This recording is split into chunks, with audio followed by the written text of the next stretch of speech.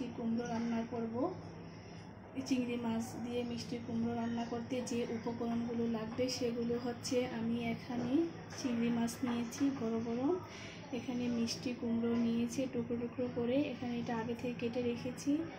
আমি এখানে নিয়েছি 1 চা চামচ মরিচ গুঁড়ো, 1/2 চা চামচ হলুদ গুঁড়ো, 1 চা চামচ ধনিয়ার গুঁড়ো, 1/2 চা চামচ জিরার গুঁড়ো, 1 চা চামচ রসুন বাটা, 1 টেবিল চামচ আদা বাটা। এখানে নিয়েছি পেঁয়াজ কুচি, নিয়েছি কাঁচা মরিচ, ধনিয়া পাতা কুচি, পরিমাণ মতো লবণ, রান্নার জন্য এখানে পরিমাণ মতো তেল নিয়েছি। এখন আমি একটি ফ্রাই প্যানের মধ্যে তেল ঢেলে দিব। তেলের মধ্যে এখন আমি কিছু পেঁয়াজ কুচি দিয়ে দিব। পেঁয়াজ কুচি দিয়ে এটাকে আমি পেঁয়াজ নেড়ে ছেড়ে পেঁয়াজটাকে বেরেস্তা করে নিব। আমার পেঁয়াজ বেরেস্তা করা হয়ে গিয়েছে। আমি এখন এর মধ্যে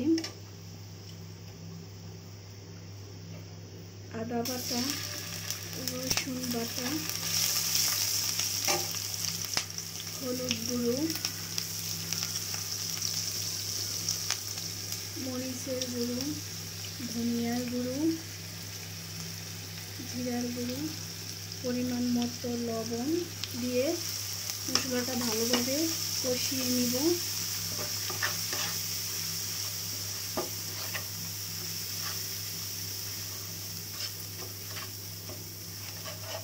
আমার মশলাটা ভালোভাবে কষানো হয়ে গিয়েছে। এখন আমি এর মধ্যে চিংড়ি মাছগুলো দিয়ে দিব। চিংড়ি মাছ দিয়ে আরও কিছুক্ষণ কষিয়ে নিব।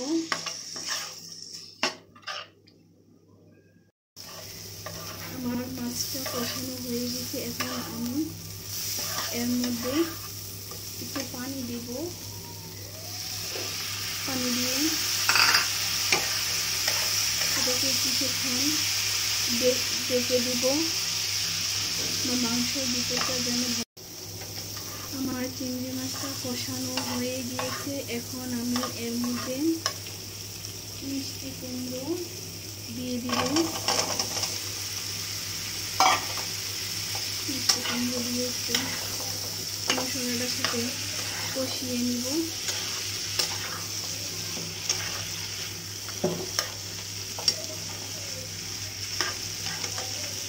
কষানোর জন্য সামান্য পরিমাণ একটু পানি দিয়ে দিব। এখন এটাকে কিছুক্ষণের জন্য ডেকে দিব। কিছুক্ষণ পরে ফিরে আসে আপনাদেরকে দেখাবো। কিছুক্ষণ পর ফিরে আসছি। দেখেন আমার মিষ্টি কুমড়োটা কত সুন্দর হয়েছে, কষানো হয়ে গিয়েছে ভালোভাবে। এখন আমি এর মধ্যে একটু পানি দিয়ে দেবো, অল্প পানি দিয়ে দেবো, যেহেতু আমার মিষ্টি কুমড়োটা সিদ্ধ হয়ে গিয়েছে কষানোর মধ্যে। অল্প পরিমাণে পানি দিয়ে এর মধ্যে আমি কাঁচা মরিচ দিয়ে দিব, ধনিয়া পাতা দিয়ে দিব। আমার চিংড়ি মাছটা পুরোপুরিভাবে রেডি হওয়ার জন্য আমি এটা এখন ডেকে দিব।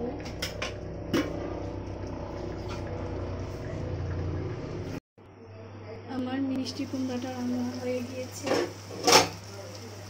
দেখেন কত সুন্দর হয়েছে আমার মিষ্টি কুমড়োটা। এভাবে মিষ্টি কুমড়ো রান্না করে খেলে অনেক স্বাদ লাগে।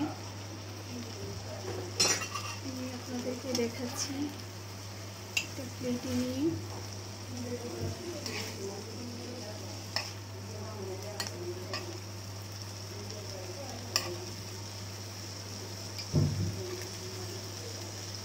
দেখুন কত সুন্দর হয়েছে।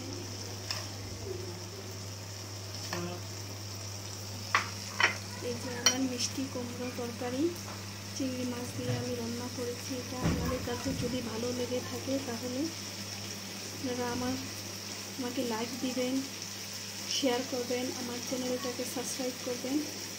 আপনারা সবাই ভালো থাকেন। আল্লাহ হাফেজ।